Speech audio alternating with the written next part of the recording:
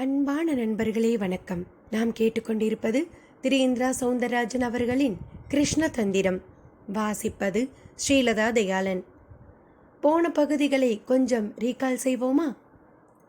தந்தை இறந்த துக்கத்துடன் ஷியாமளா, மர்மமான பைராகி, தன்னை திரௌபதி என்று அனைவரும் சொல்வது பற்றி சிந்திக்கும் ஷியாமளா, கருட ரேகை கொண்ட ராகவ், அவனை பயன்படுத்த நினைக்கும் பைராகி, கிருஷ்ணனின் குழல் ரகசியம் தெரிந்து கொள்ள மாஸ்டர் தேவராஜ், இவர்களுக்கிடையே தமிழழகன் மர்மம் உடைக்க நினைக்கும் இன்ஸ்பெக்டர் ருத்ரா.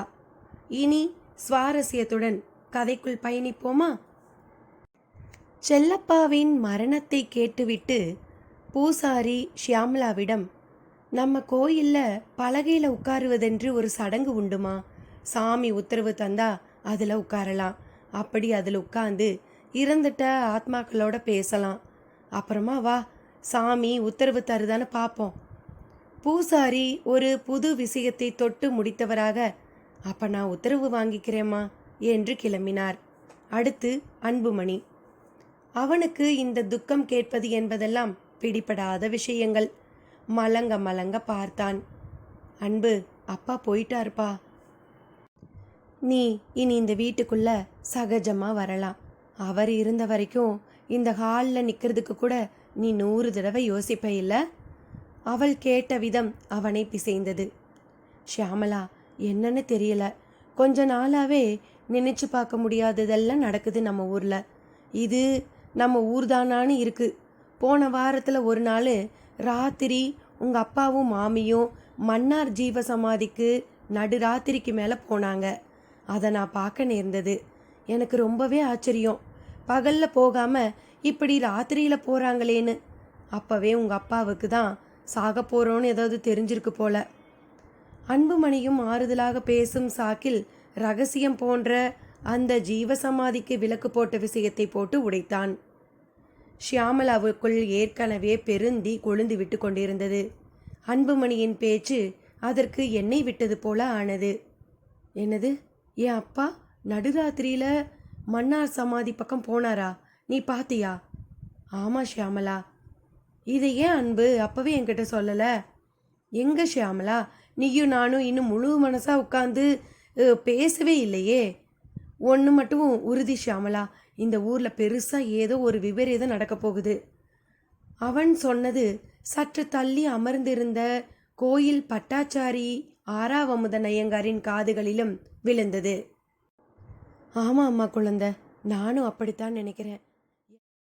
எல்லாம் அந்த பைராகியோட திருவிளையாடல் தான். உங்கள் அப்பா பயத்திலேயே செத்துட்டார்னு கூட சொல்லுவேன். இனியும் நான் சும்மா இருக்க போகிறதில்ல.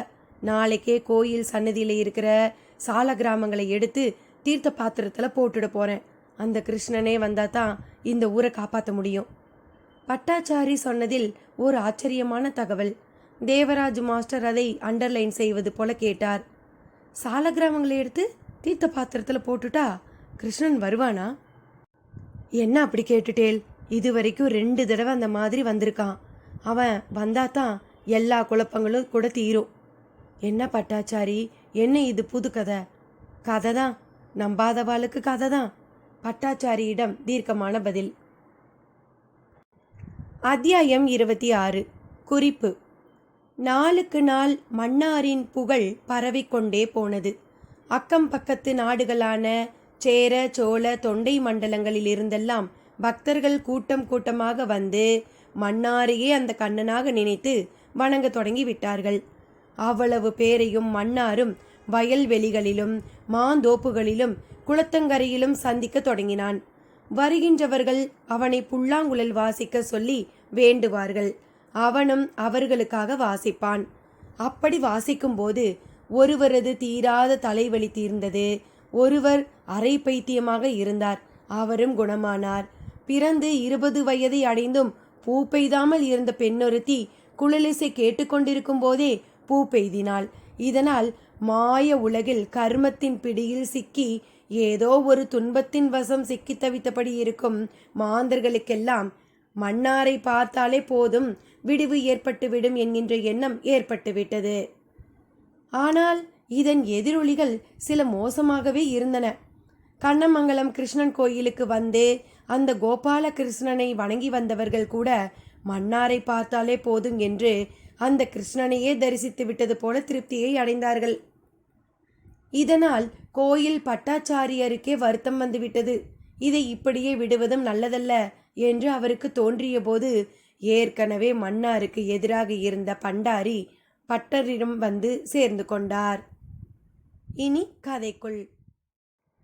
துக்கம் கேட்க வந்த இடத்தில் கோயில் பட்டரான ஆறாவமுது ஐயங்கார் சாலக்கிராமம் பற்றி பேசியதோடு அவற்றை தூக்கி தண்ணீருக்குள் போட்டுவிட்டால் அந்த கண்ணனே வந்து விடுவான் என்று கூறியது தேவராஜ் மாஸ்டரில் இருந்து ராகவ் மற்றும் ஷியாமலா வரை அவ்வளவு பேரையும் ஆச்சரியத்திலும் அதிர்ச்சியிலும் போட்டு புதைத்தது. மாஸ்டர் ஐயங்காரை கெட்டியாக பிடித்து கொண்டு தொடர்ந்து பேச ஆரம்பித்தார். பட்டரே, என்ன நீங்க போற போக்கில் நம்ப முடியாத விஷயத்தையெல்லாம் சொல்ல ஆரம்பிச்சிட்டீங்களே. எது நம்ப முடியாத விஷயம்? அந்த கண்ணனே வருவான்னு நான் சொன்னதா? இல்லையா பின்ன. எந்த காலத்தில் சாமி கடவுள்லாம் நேரில் வந்திருக்காரு? வராமத்தான் மதுரையில் 64 திருவிளையாடலும் நடந்ததா? அதெல்லாம் புராணம் சுவாமி. ஃபோட்டோ டேப் மாதிரி எவிடன்ஸ் இருக்கா? இப்போ இப்படி கேட்குறது ஒரு ஃபேஷனாக போச்சு. ஆனால் நான் சொன்னது சத்தியமான உண்மை. நீங்கள் உங்கள் நம்பிக்கையே சொல்கிறீங்களா? தெய்வம்னாலே நம்பிக்கை தானே சார். அங்கே பிரதானம். மன்னிக்கணும், எப்போ இது ஏன் நம்பிக்கைன்னுட்டீங்களோ அப்போவே எனக்கு புசுக்குன்னு போச்சு. உங்களுக்கு எப்படி? ஆனால் எனக்கு என்ன? இப்போ நான் கோயிலில் நித்தியப்படி பூஜைகளை விடாமல் பண்ணிட்டு வரேன். ஒரு ஊரில் ஒரு கோயில் இருந்து அங்கே பூஜைகள் விடாமல் நடக்கிறதுனா அது அங்கே இருக்கிற பெருமாளுக்காக மட்டும் கிடையாது, ஊருக்காகவும் தான். எவ்வளவுக்கு எவ்வளவு கோயிலுங்கிறது பளிச்சுன்னு நித்திய பூஜைகளோடு இருக்கோ அவ்வளவுக்கு அவ்வளவு அந்த ஊர் சேமமாக இருக்குங்கிறது தான் ஐதீகம். அதனால் ஒரு 100 பேர் இருக்கிற குக்கிராமத்தில் கூட காளி முனின்னு ஏதாவது ஒரு தேவதைக்கு கோயில் இருக்கும். அங்கே பூசாரின்னு ஒருத்தர் இருப்பார். பட்டாச்சாரியாரே, இப்போ எதுக்கு இந்த வியாக்கியானமெல்லாம்? சட்டுன்னு விஷயத்துக்கு வாங்கோ. வரேன். நான் ஒன்றும் உபன்யாசம் பண்ணலை. அந்த கிருஷ்ணன் எப்படி வருவான்னு சொல்லத்தான் இதையெல்லாம் சொல்லிட்டு வந்தேன். சரி, சுருக்கமாக சொல்லுங்களேன். உங்கள் நம்பிக்கைப்படி கிருஷ்ணன் எப்படி வருவான்? நித்தியப்படி பூஜைகள் உற்சவங்கள் நடக்கிற ஒரு ஊரில் அதெல்லாம் நின்று போனால் அதனால் தெய்வ சாநித்தியம் பாதிக்கும். அப்போ தெய்வமே நேரில் யார் மூலமாவது வந்து அந்த குறைகளை ஊரோட சேமத்துக்காக சரி செய்ய பார்க்கும். இங்கே நானும் பூஜைகளை நிறுத்த போகிறேன். அதனால் அந்த கிருஷ்ணனும் வருவான். ஏற்கனவே இதே ஊரில் 2-3 முறை கிருஷ்ணன் வந்திருக்கான். ஒரு முறை மொத்த ஊரே பார்த்துட்டு இருக்கும்போது திரௌபதி கோயில் குளத்தில் குளித்தவன் கடைசி வர மேலேயே வராமல் வந்தது கிருஷ்ணன்னு நிரூபிச்சதா சொல்லுவா. இன்னொரு முறை ஒரு கல்லனா வந்து ஊர் கொடிமரத்தில் சங்கிலியால் கட்டி போட்டும் அப்படியே கொடிமரத்தோடு அவன் மறைஞ்சு போனதா சொல்லுவா. இப்போ 3வது முறை. இந்த மண்ணுக்கு நான் 3 முறை வருவேன்னு மன்னார் சுவாமிக்கு அந்த கிருஷ்ணன் வாக்கு கொடுத்துருக்கான். அதனால் 3வது முறையாக அவன் வரப்போகிறது என் வரையில் நிச்சயம். அப்படி அவன் வந்தால் தான் இந்த ஊரில் இப்போ இருக்கிற அவ்வளவு குழப்பங்களும் தீரும். ஒரு உயிருக்கு 2 உயிர் போயாச்சு. ஒருத்தன் பைத்தியமாக திரியிறான். அடுத்து என்ன நடக்கும்னு தெரியலை. அந்த பைராகியோ ஒரு மர்ம மனிதனா தினசரி மிரட்டின்னு திரியறான். இதையெல்லாம் நம்மளை மாதிரி சாமானியப்பட்ட மனுஷனால் சரி செய்ய முடியாது. ஒரே வழிதான், அந்த கிருஷ்ணனே வரட்டும். இல்லை இந்த பைராகி இந்த ஊரையே ஒரு வழி பண்ணிடுவான். குறிப்பா அம்மாடி ஷியாமலா, அவன் அடுத்த குறி நீயாத்தான் இருப்ப. ஏன்னா நீ திரௌபதி அம்சம் உள்ளவ. மந்திர சக்தி கொண்ட உபாசன சக்திகள் உன்னை மாதிரி தெய்வீக அம்சம் கொண்டவாளா பார்த்தா அச்சப்படும். ஆகையால உன்னை முழுசா தான் கையில் எடுத்துட்ட பிறகு அந்த நபர் ஆட ஆரம்பிச்சிடுவான். இதுதான் ஏன் யூகம்.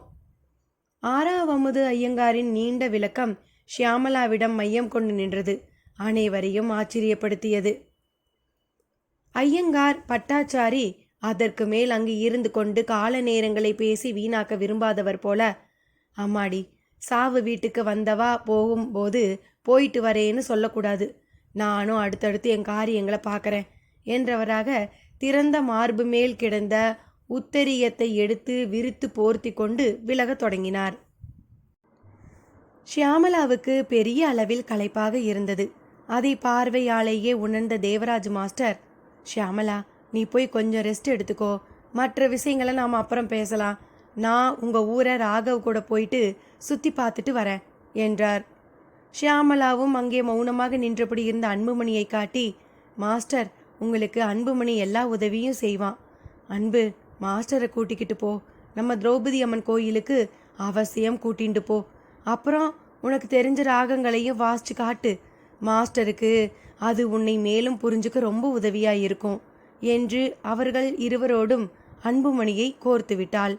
அவனும் அவர்கள் இருவருடன் வெளியேறத் தொடங்கினான். தமிழழகன் வீடு. அவன் அப்பா மருதாச்சலம் கோபிச்சந்தனத்தை குழைத்து நெற்றியில் இட்டுக்கொண்டு திருப்பிய நொடி வீட்டு வாசலில் அக்கம்பக்தவர்களின் அடைசல்.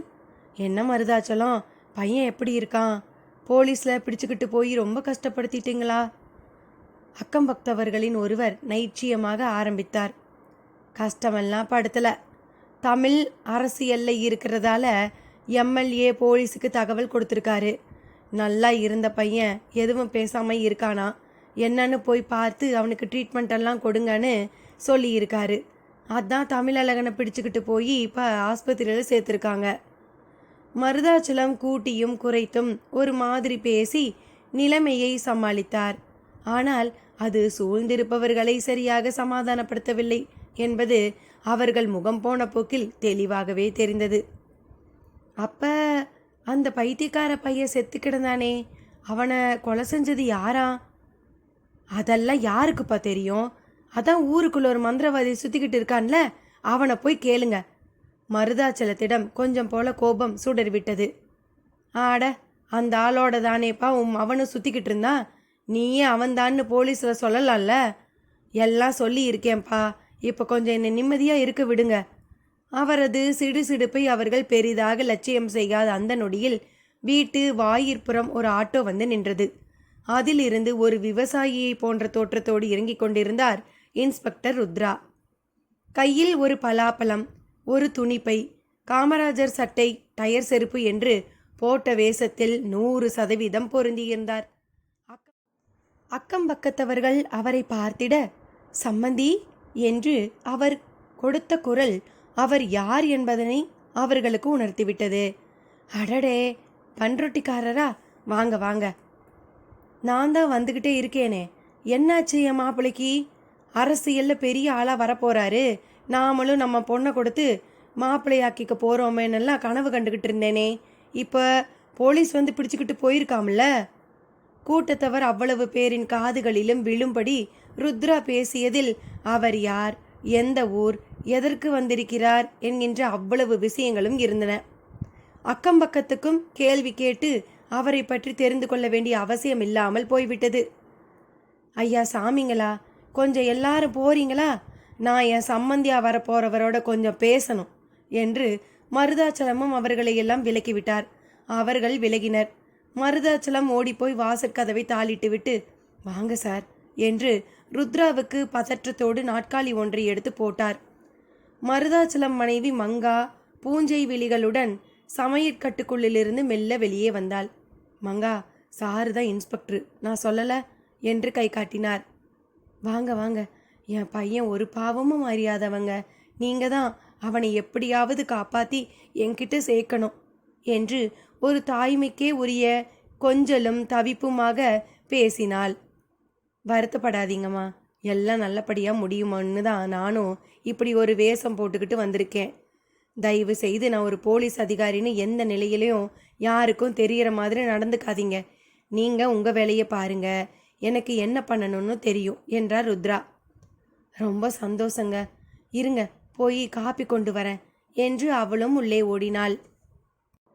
காப்பியை குடித்துவிட்டு அப்படியே கோவில் வரை போய்விட்டு வந்துடுவோமா?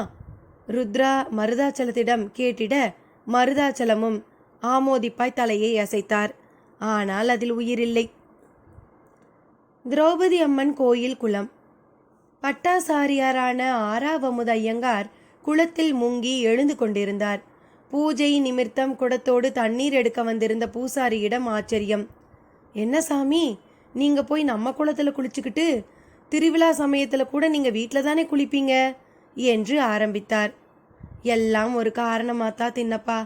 மகா மேதையான செல்லப்பா பயத்தினாலேயே அநியாயமா செத்து போயிட்டான். ஒரு பாவமும் அறியாத அந்த யக்னன் உசுரும் போயிடுத்து. அடுத்து யாரோட உசுறு எப்படி எப்போ போகும்னு தெரியாத ஒரு நிலை வந்துடுத்து. அதான் ஊரை காப்பாற்ற எங்கள் குடும்ப வழக்கப்படி கிருஷ்ணசால கிராமங்களையெல்லாம் எடுத்துட்டு வந்து இதோ இந்த குளத்தில் போட்டுட போகிறேன். அதான் அதுக்கு முந்தி சாவு தீட்டு போக ஒரு ஸ்நானம் பண்ணேன். பட்டாச்சாரியாரின் பதில் திண்ணப்ப பூசாரியை திகைக்க விட பட்டாச்சாரி ஈர உடம்பை துவட்டி கொள்ள கூட தோன்றாமல் கோயில் நோக்கி நடக்கத் தொடங்கினார்.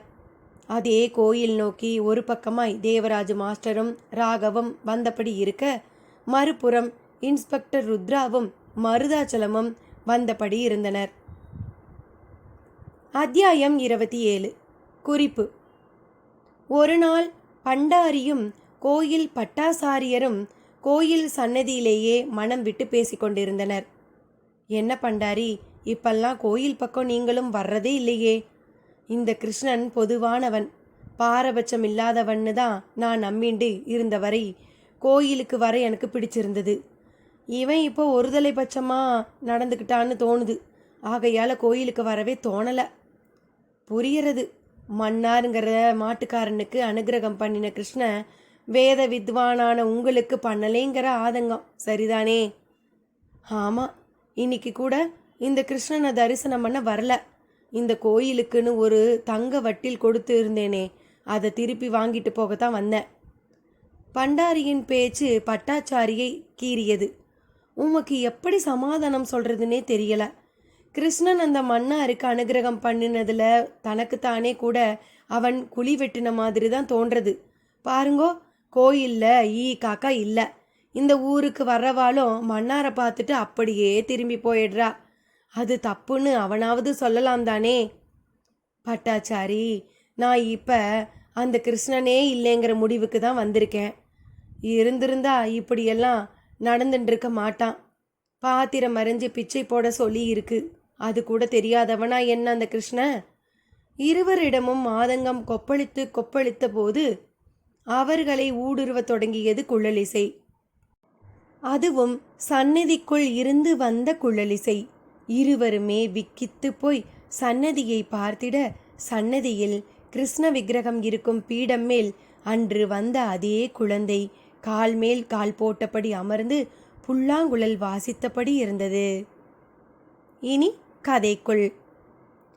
ஈரத்தை கூட துவட்டி கொள்ளாமல் பட்டர் கண்ணமங்கல தெருக்களில் நடந்தபடி இருந்தார். அதை வீட்டு வாசலில் நிற்கும் பலரும் பார்த்தனர். பட்டாசாரியாராகிய ஆறாவமுத ஐயங்காரிடம் யாரையும் துளியும் சட்டையே செய்யாத ஒரு நூல் பிடித்த நடை. யாதவகிரி மலைக்கோயிலை அவர் சமீபித்த போது ஒரு புறத்தில் இருந்து ராகவும் தேவராஜ் மாஸ்டரும், மறுபுறத்தில் இருந்து மருதாச்சலமும் ருத்ராவும் சொல்லி வைத்த மாதிரி அடிப்படிக்கட்டு அருகே வந்து சேர்ந்திருந்தனர். பட்டாச்சாரி அவர்கள் யாவரையுமே சட்டை செய்யவில்லை. விறுவிறுவென்று படிகளில் ஏறினார். ராகவ் தேவராஜ் மாஸ்டரிடம், மாஸ்டர், நம்ம வீட்டில் பார்த்த கோயில் பட்டாச்சாரியார், இப்போ போனால் கிருஷ்ண தரிசனமும் கிடைக்கும் என்றான். அது சரி, அவர் என்ன ஏதோ கிணத்திலேயோ குளத்திலேயோ விழுந்தவர் மாதிரி ஈரம் சொட்ட சொட்ட போகிறாரு? சாவு வீட்டுக்கு வந்ததால் ஊர்குளத்தில் குளிச்சுட்டு தீட்டு கழிஞ்ச நிலையில் போறார் போல இருக்கு என்றபடி இருவரும் மலை படிக்கட்டுகளில் அவரை பின்தொடர்ந்தனர். ருத்ராவும் மருதாச்சலமும் கூட ராகவ் பேச்சை கேட்டபடி மெல்ல படியேற தொடங்கினர். ருத்ரா மருதாச்சலத்திடம் கேட்டார், மருதாச்சலம், முன்ன போகிற இந்த 2 பேரும் யாரு? இந்த ஊர் மாதிரியே தெரியலையே. ஆமாம் சார், இவங்க இந்த ஊர் கிடையாது. அநேகமாக செல்லப்பா ஐயர் வீட்டுக்கு வந்திருக்கணும். அது யாரு செல்லப்பா ஐயரு? என்ன சார் நீங்கள் புல்லாங்குழல் செல்லப்பான்னு நீங்கள் கேள்விப்பட்டதில்ல? ஓ, அவரா? ஆமாம், அவர் இப்போ நீங்கள் என்ன கேட்க போகிறீங்கன்னு தெரியுது. அவர் இப்போ உயிரோடு இல்லை, ஹார்ட் அட்டாக்ல போயிட்டாரு. கொஞ்சம் தலைகிணம் பிடிச்ச ஆள், ஆனால் பெரிய இசை மேதை. அப்புறமா போய் நானும் துக்கம் கேட்கணும். மருதாச்சலம் சொல்லி முடிக்கவும் மேல்தளம் வந்திடவும் சரியாக இருந்தது. ராகவும் தேவராஜ் மாஸ்டரும் திருச்சன்னதி முன் உள்ள கல் மண்டபத்தின் கீழ் நின்றபடி இருந்தனர். ஆறாவமுத ஐயங்காராகிய பட்டாச்சாரியார் உள்ளே தீபத்தை தூண்டி பெரிதாக எரிய விட்டபடி இருந்தார். கிருஷ்ணன் கழுத்தில் சற்றே வாடிய துளசி மாலையோடு நின்றபடி இருந்தான். அவனது திருவுருவத்துக்கு முன்னாலே சற்று இடது ஓரமாய் அவனது உற்சவ விக்கிரகங்கள், கூடவே பஞ்சலோகத்தால் செய்யப்பட்ட ஒரு சிறு தொட்டில், அதிலும் குழந்தை வடிவத்தின் அவன். அந்த தொட்டிலுக்கும் முன்னால் உள்ளங்கையில் கொள்ளும் அளவுக்கு 1க்கு 4 சால கிராமங்கள். கருநீல நிறத்தில் ஒரு சால கிராமத்தில் சக்கரப்பொறி, மற்றதில் சங்குப்பொறி, இன்னொன்றில் திருவடி தோற்றம், 4வதில் வில்லின் முனை பாகம் மட்டும் தெரிந்தது. இமயத்தை ஒட்டி ஓடும் கண்டகி நதிக்குள் விளைந்த அந்த அபூர்வ கற்கள் அந்த மகாவிஷ்ணுவின் அத்தனை சாநித்தியத்தையும் தன்னகத்தே உரியது. நீர் மிசை ஆதிசேஷன் மேல் கிடப்பவன் அவன். நித்திரை புரிவது போன்ற தோற்றம், ஆனால் அந்த மாலவன் புரிவது ஆழ்ந்த தியானம். இந்த கற்களும் நீர்மிசை கிடப்பவையே. வைரத்துக்கு பின்னாலே எப்படி லட்சக்கணக்கான ஆண்டுகள் என்னும் ஒரு காலகதி உள்ளதோ அதை போலவே சால கிராமங்களுக்கு பின்னாலேயும் ஒரு நெடிய காலகதி உள்ளது. காலங்களை வென்று வாழ்வது அது. ஒவ்வொரு வைணவனும் சால கிராமத்தை தனது ஆன்மாகவே பார்க்கிறான். அதற்கு பசி தூக்கம் உண்டு என்று பாவித்து அதை தினமும் அபிஷேகித்து அதற்கு நிவேதினம் செய்த பின் அதை ஒரு மூங்கில் குடலையிலோ அல்லது ஓலை பெட்டிக்குள்ளோ பட்டு வஸ்திரத்தில் கிடத்தி உறங்க செய்வார். சால கிராமம் தினமும் கொண்டாடப்படும் ஒரு இல்லத்தில் மகாலட்சுமியின் கூத்தாட்டம் இருக்கும். 30 தேவர்களும் அந்த இல்லத்திலேயே பார்க்கடல் வைகுண்டமாய் கருதி சூட்சும ரூபத்தில் வந்து சென்ற வண்ணம் இருப்பர். வீடே வைகுண்டமான பின் அந்த இல்லத்தவனும் வைகுண்டபதியாகி வெகு விரைவில் உலகின் சர்வ மாயாரோகங்களையும் வென்றவனாகி மாலவன் திருவடியில் சேர்ந்து விடுவது என்பதுதான் இறுதி முடிவு. அப்படிப்பட்ட அந்த 4 சாலக்கிராம கற்களையும் பட்டு வஸ்திரத்தோடு சேர்த்து எடுத்து பட்டாச்சாரியார் திரும்பி பார்த்தார். வந்திருப்பவர்களுக்கு துளசி தீர்த்தம் தரும் எண்ணமுடன் எடுத்த சால கிராமங்களை அப்படியே வைத்துவிட்டு துளசி தட்டை எடுத்துக்கொண்டு வெளியில் வந்தார். 4 பேருக்கும் தீர்த்தம் துளசி தந்து சடாரியும் சாத்தினார். அப்போது ருத்ராவை ஒரு மாதிரி பார்த்தவர் மருதாச்சலத்திடம், யார் மருதாச்சலம், புதுசா இருக்கே என்று கேட்க, மருதாச்சலமும் உறவுக்காரரு, என் சம்சாரம் வகையில சாமி என்றார். நீ எப்ப ஜெயிலிருந்து வந்த? ஜெயிலிருந்தா ஸ்டேஷன்லன்னு சொல்லுங்க. தப்பு தப்பு, நம்ம வர ஸ்டேஷனுக்கு போகிறதுங்கிறதே ஜெயிலுக்கு போகிற மாதிரி தானே. மருதாச்சலம் பார்வை உடனே ருத்ரா பக்கம் திரும்பி அவரை பார்த்தது. அதிலே பார்த்தீங்களா என் நிலைய என்றது கேள்வி.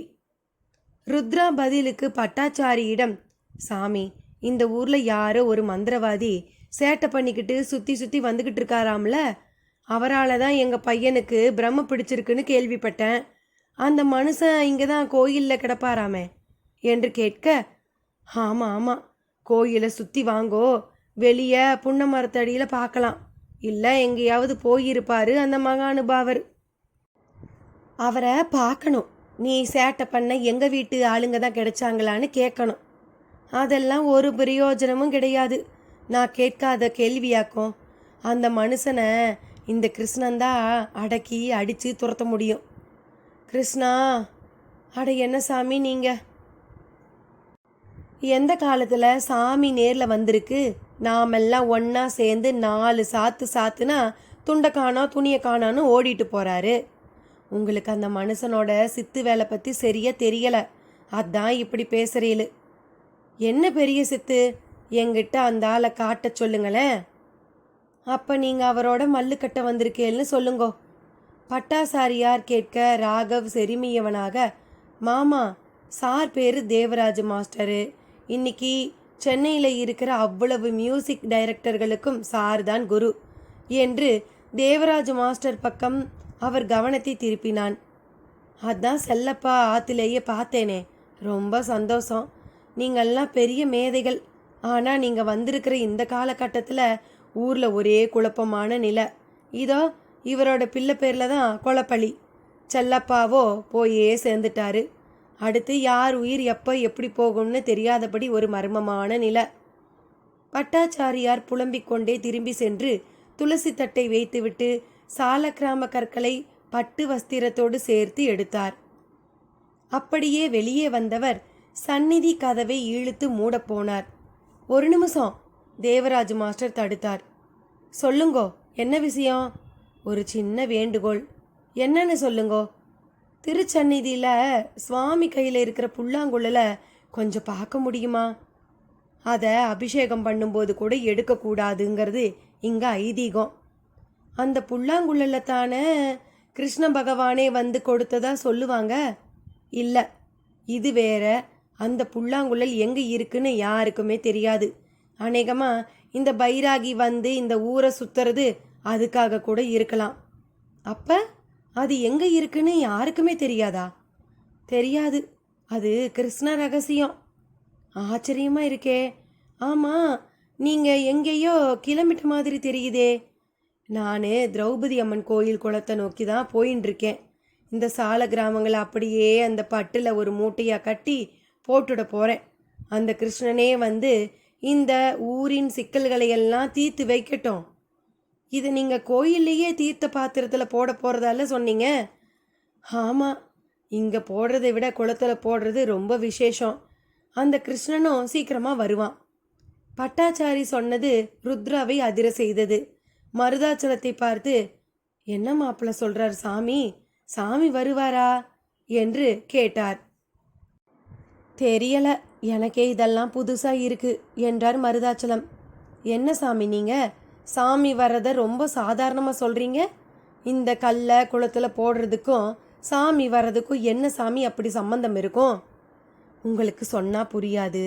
இதுதான் இந்த ஊர் வழக்கம். வழக்கம் சரி, இதை நீங்கள் நம்புறீங்களா?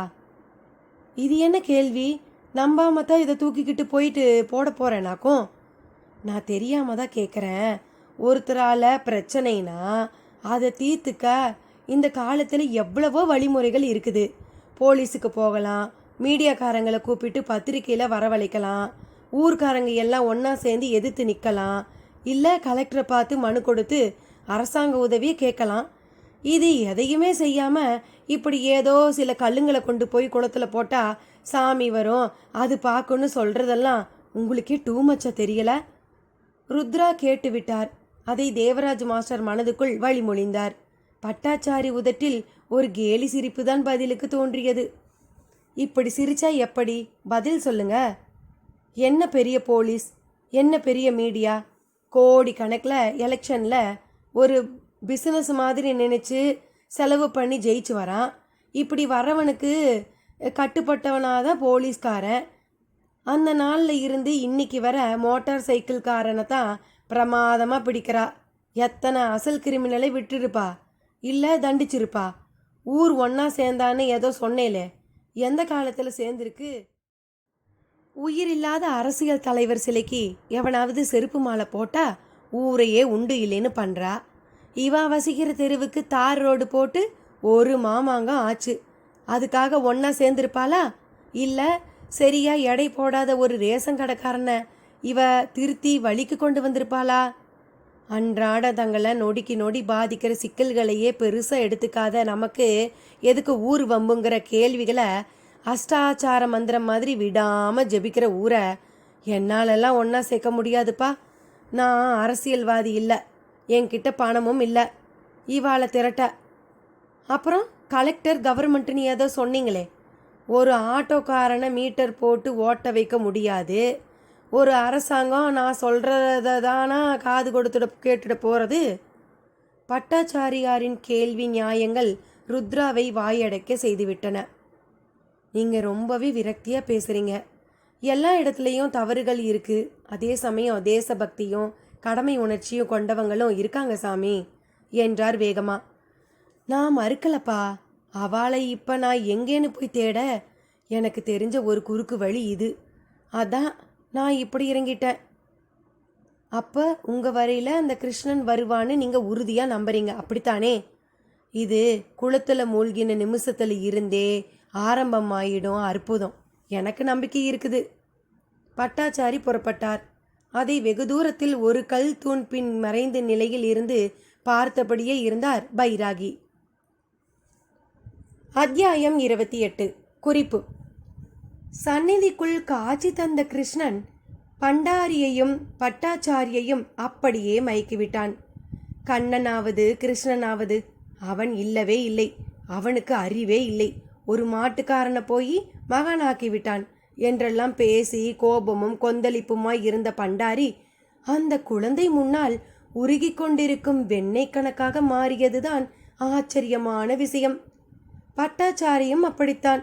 அந்த குழந்தை கிருஷ்ணனும் வாசிப்பை நிறுத்திவிட்டு சிரித்தவனாக, வா என் கூட நேர்ல சண்டை போடு என்று வார்த்தைகளில் நேராகவே அழைக்கவும் பண்டாரிக்கு உடம்பெல்லாம் நடுங்க ஆரம்பித்து விட்டது.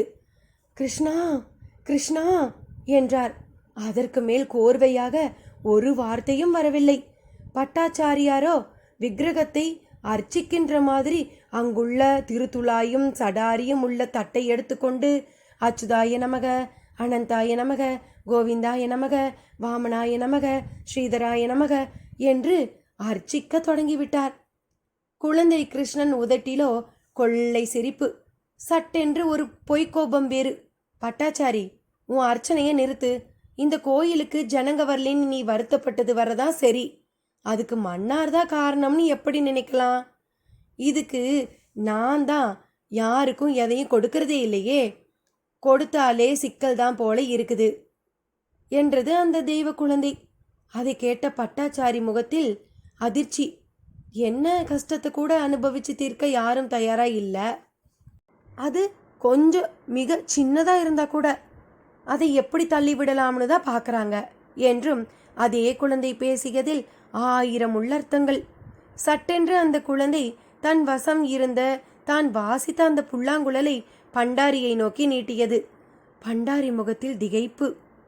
இந்தா வச்சுக்கோ, உனக்கு நான் இப்படி ஒன்று தரலைங்கிற ஆதங்கம் தானே என்னையே இல்லைன்னு சொல்ற வச்சது. அந்த குழந்தை கேட்ட கேள்வி நெத்தி பொட்டில் அடித்தது. இனி கதைக்குள். பட்டாச்சாரி பைராகி இருந்த தூணை கடக்கும்போது பைராகி அவர் பார்த்து விடாதபடி தன்னை ஒளித்து கொண்டார். இதை யார் கவனித்தார்களோ இல்லையோ, ருத்ரா கவனித்து விட்டார். மாஸ்டர் தேவராஜுக்கும் ராகவுக்கும் பட்டாச்சாரியை பின்தொடர்ந்து சென்று அந்த குளத்தை பார்க்கும் ஆவல் தொற்றிக்கொண்டது. அன்புமணியோடு முதலில் அங்கே போவதாகத்தான் இருந்தது. ஆனால் வழியில் அன்புமணியின் தங்கைக்கு உடல் நலமில்லை என்ற செய்தி வரவும் அவன் பிரிந்து சென்று விட்டான். அப்போது திரும்பவும் வாய்ப்பு. இருவரும் பட்டாச்சாரியை பின்தொடர தொடங்கினர். ருத்ராவுக்கு அவர்கள் விலகியது வசதியாகி விட்டது. அங்கேயே நின்றார். மருதாச்சலத்துக்கு அடுத்து என்ன செய்வது என்பதில் லேசான குழப்பம். இப்படி இங்கேயே நின்னுட்டா எப்படி? காரணம் இருக்குது. மருதாச்சலம் அங்கே தூணுக்கு பின்னால ஒருத்தர் ஒளிஞ்சிருக்காரு. தாடியும் மீசியுமா ஒரு நொடிதான் கண்ணில் பட்டாரு. அநேகமா அவர் தான் அந்த பைராகியே இருக்கணுங்கிறது ஏன் யூகம். அந்த தூணை பார்த்தபடியே பேசினார் ருத்ரா. பேசினதோடு மட்டும் இல்லாமல் பூனை போல அந்த தூணை நோக்கி நடக்கவும் செய்தார். தூணை நெருங்கின நொடி, வாங்க போலீஸ்காரரே வாங்க என்ற குரலோடு பைராகியே முன்வரவும் ருத்ராவுக்கே அது சற்று அதிர்ச்சியாகத்தான் இருந்தது. பதிலுக்கு நானா போலீஸ்காரனா என்றெல்லாம் மறுப்பாக எதையும் பேசவில்லை. ஒரு தீர்க்கமான ஊடுருவும் பார்வை மட்டுமே.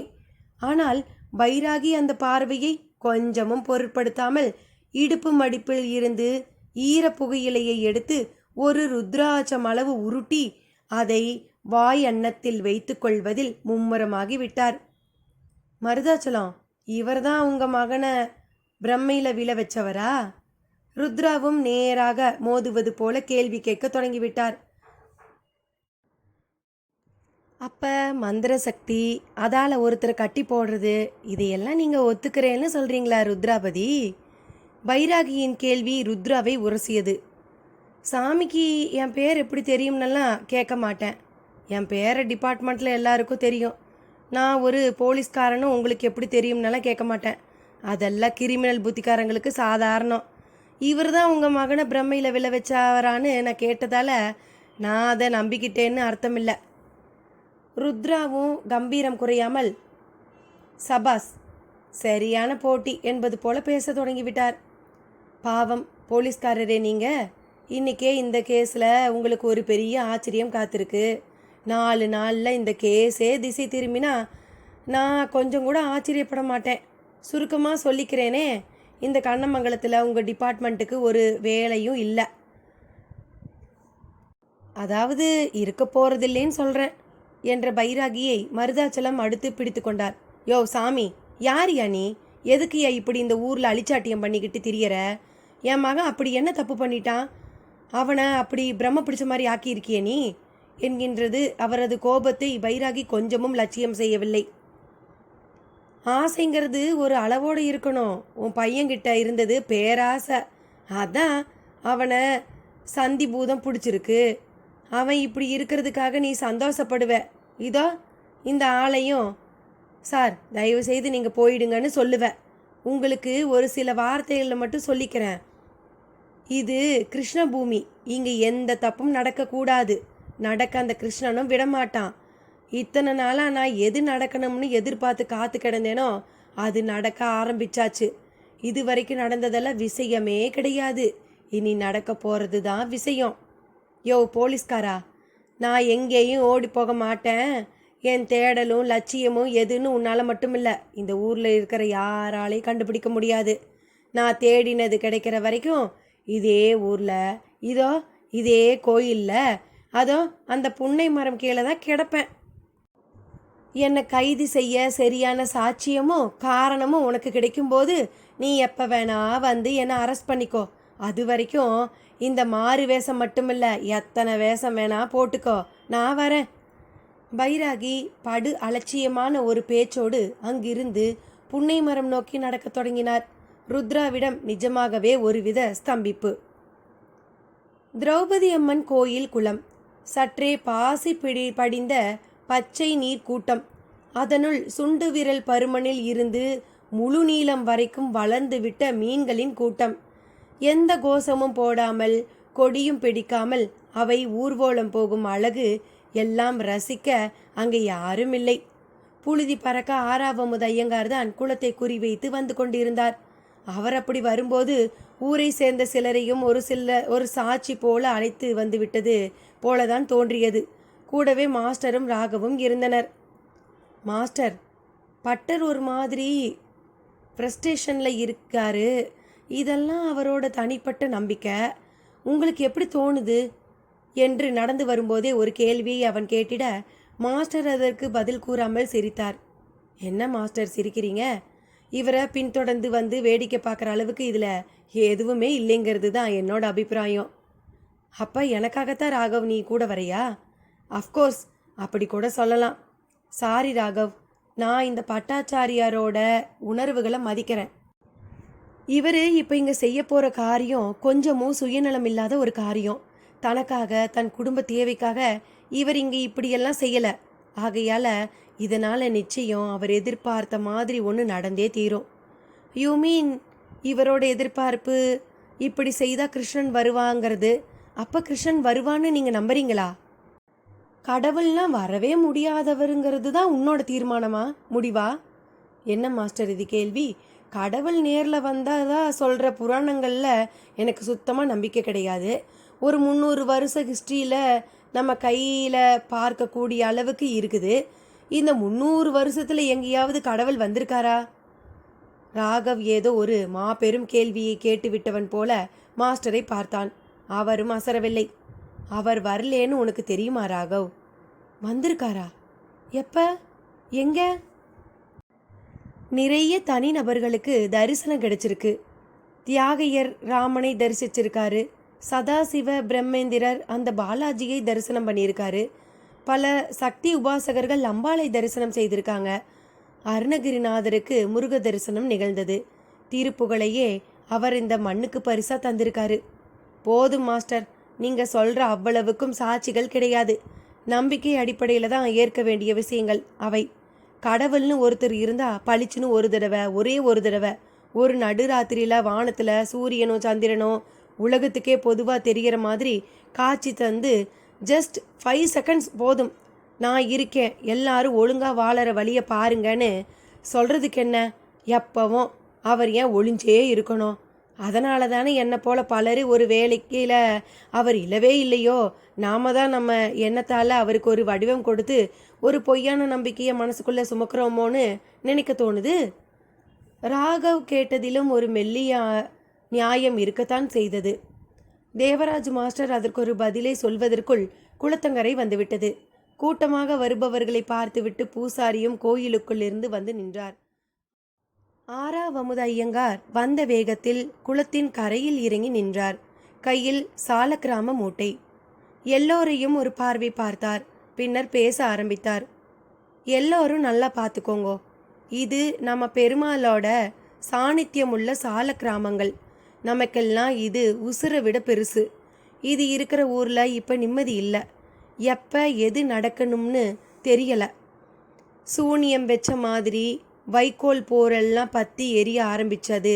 அப்புறம் ஆடு மாடுகள் ஒரு காரணமும் இல்லாமல் செத்து விழ ஆரம்பித்தது. பலரோட வேட்டி புடவை முந்தானில தீ பிடிச்சு அவர்கள் உயிர் தப்பிச்சதே பெரிய விஷயமாச்சு. இந்த ஊருக்கே பெருமை சேர்த்த மகா வித்வானான செல்லப்பா வைகுண்ட பிராப்தி அடையும்படி ஆச்சு. கடவுள் இல்லைன்னு மறுத்தாலும் ஊர் ஒன்றா இருக்கணும்னு நினைச்சவன் தமிழழகன். அவனுக்கு பைத்தியம் பிடிச்சிருக்கு. பச்சை குழந்தையும் இவனும் ஒன்றுன்னு சொல்கிற அளவுக்கு மன வளர்ச்சியே இல்லாதவன் யக்னன். அவன் உயிர் அநியாயமாக கொலை செய்யப்பட்டு போயிருக்குது. இப்படி அடுக்கடுக்கா தப்புகள் தவறுகள். இதுவரை நம்ம ஊர் கிருஷ்ணனை சேவிக்காத இந்த ஊர் போலீஸ் வந்திருக்கு. ஆனால் இன்னைக்கு சிலரை கைதி பண்ணிட்டு போகிறதுக்காக வந்திருக்குது. வடக்க ஒரு பண்டரிபுரம் மாதிரி, தெற்க ஒரு திவ்யக்ஷேத்திரம் இது. இந்த கிருஷ்ண பரமாத்மா காலடிப்பட்ட ஊரும் கூட. இங்கே வந்தால் கல் மனசுக்காரங்களுக்கு கூட மனசில் ஒரு உருக்கம் ஏற்படும். சுத்தமாக ஞானமே இல்லாதவங்களுக்கு கூட ஞானம் ஏற்படும்னு சொல்லுவா. பல மகான்கள் இந்த மண்ணில் நடமாடி நல்ல வழியும் காட்டியிருக்கா. அப்படி ஒரு புகழ்மிக்க மண்ணில் தப்பு தப்பாக காரியங்கள் நடக்கிறத என்னால் நினச்சே பார்க்க முடியல. எல்லாமே மூடு மந்திரமாக இருக்குது. பளிச்சுன்னு இன்னார் தான் குற்றவாளின்னு சொல்ல முடியலை. இப்படி ஒரு குழப்பமான சமயத்தில் நமக்கெல்லாம் அந்த கிருஷ்ணன் தான் துணை இருக்கணும். அதுக்கு தான் நான் இந்த சால கிராமங்களை இந்த குளத்தில் போட வந்திருக்கேன். இது கூட எங்கள் பெரியவா எங்களுக்கு காட்டி இருக்கிற ஒரு வழிதான். இது ஒரு உச்சபட்ச வேண்டுதல், ஊரோட பிரார்த்தனை. இந்த கிருஷ்ணன் இருக்கிறது சத்தியம்னா அவனே வந்து நம்ம பிரச்சனைகளை எல்லாம் தீர்த்து இப்போ நான் இந்த குளத்தில் போட போகிற இந்த சால கிராமங்களையும் எடுத்து தரணும். தருவான்னு நான் நம்புகிறேன். நீங்களும் நம்புங்கோ. நான் இப்போ கோபிகா ஜீவன ஸ்மரணம்னு சொல்லுவேன். நீங்கள்லாம் பதிலுக்கு கோவிந்தா கோவிந்தான்னு சொல்லுங்கோ என்று ஒரு நீண்ட உரை நிகழ்த்தி ஆறாவமுத ஐயங்கார் உரத்த குரலில் கோபிகா ஜீவஸ்மரணம் என்றார். கோவிந்தா கோவிந்தா என்றது கூட்டம். அடுத்த நொடியே பட்டு வஸ்திரத்தில் கட்டிய அந்த சால கிராமங்களை அப்படியே தலைக்கு மேல் தூக்கி நடுக்குளம் நோக்கி எறிந்தார். பிளக் என்ற பெரும் சப்தத்துடன் அந்த பட்டு துணிக்குள் இருந்த சால கிராமங்கள் அப்படியே மெல்ல மெல்ல நீரில் அடியாளத்தில் மூழ்கி போனது. இனி நடக்கப் போவது என்ன? கிருஷ்ணன் நேரில் வருவானா, இல்லை யாரையேனும் அனுப்பி அற்புதம் நிகழ்த்துவானா? ஆறாவமுத ஐயங்காரின் நம்பிக்கையுடன் நாமும் சேர்ந்து அடுத்த பகுதி வரை காத்திருப்போம். நன்றி நண்பர்களே.